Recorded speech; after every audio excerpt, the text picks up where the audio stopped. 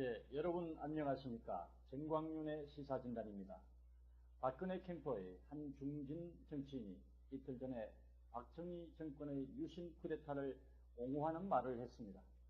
유신 쿠데타가 이번 대선에서 중요한 쟁점이 될 수도 있어 미리 방어벽을 치기 위한 발언으로 보이지만 오히려 역효과만 낳고 있습니다.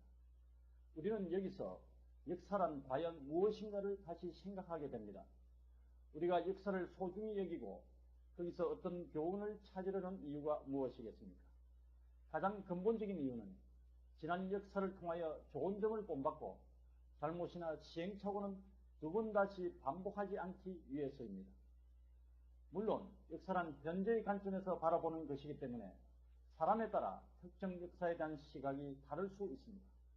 그래서 특정 역사관으로 오늘의 현실을 단정하려는 역사주의를 경계해야 한다는 주장에 일리가 있는 것입니다.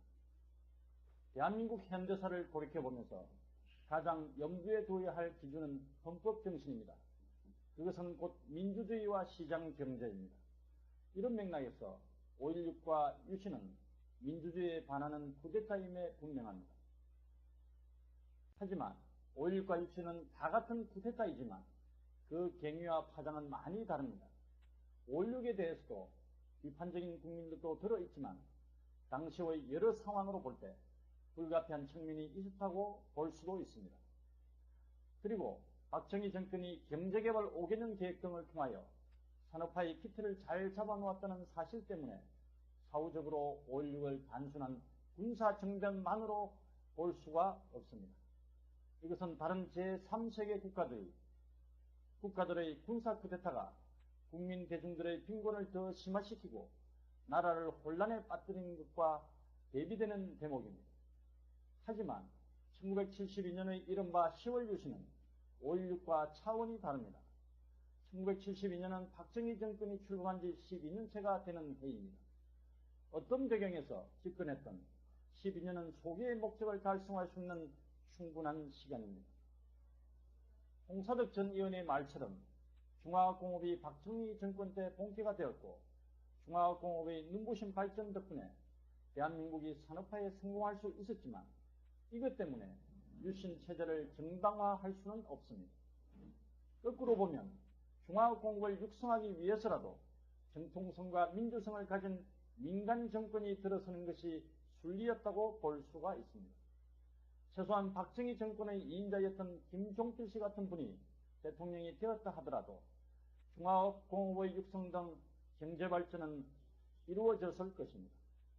게다가 유신은 5.16과 달리 국가안보라는 미명 아래 수많은 학생과 정치인들을 구속하고 고문하는 등 반인권적인 체제였습니다. 민주주의 사회의 가장 중요한 바탕인 언론, 출판, 집회, 결사의 자유는 전혀 없었습니다. 한마디로 유신은 특정 지도자의 종신 집권을 위한 국가 총동원 체제였습니다. 단순한 권위주의 체제가 아니라 전체주의 체제의 다름 아니었습니다. 이 유신 때문에 결국 박정희 정권은 비극적인 종말을 가져왔습니다. 이런 시각이 대체적인 여론이고 상식입니다. 심지어 대한민국의 대표적인 보수 언론조차도 이런 시각을 견지하고 있습니다. 박근혜 후보 진영 사람들이 10월 유신을 그런 식으로 해석하는 것은 그들의 자유입니다. 그런 시각도 소수이지만 있을 수 있습니다. 하지만 박근혜 후보는 지금 제1등의 대통령 후보이며 금년 12월 대선에서 당선 가능성이 50%를 넘나드는 유력 후보입니다.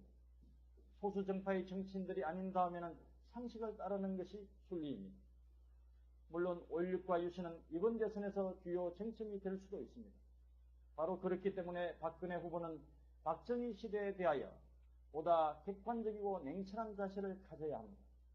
박정희 정권은 긍정적 유산과 부정적 유산을 모두 남겨놓았습니다.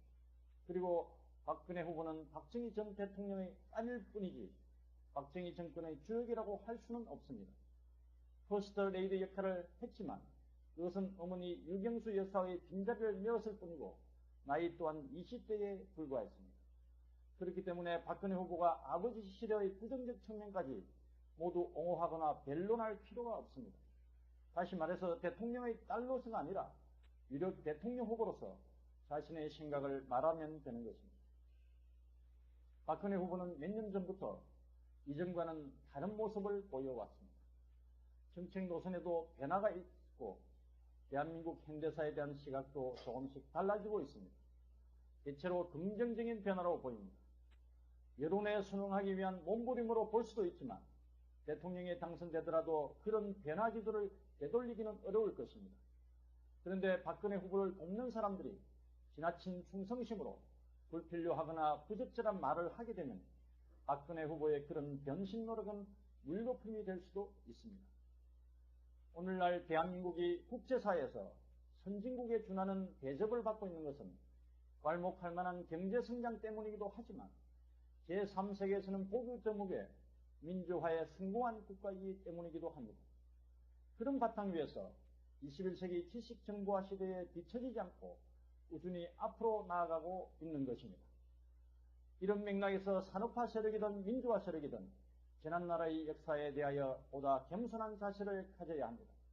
따라서 대한민국 현대사의 부정적인 측면까지 미화하려는 일부 보수 진영이나 대한민국 현대사를 부정일변도로 깎아내리는 일부 진보 진영 모두 생각을 고쳐야 합니다. 이번 대선에서 대한민국 현대사의 어떤 부분이 이슈가 된다 하더라도 상대방을 흠집내기 위한 차원이 아니라 좋은 역사의 교훈을 얻는 차원에서 차분하고 진지한 논쟁이 이루어지기를 기대합니다. 감사합니다.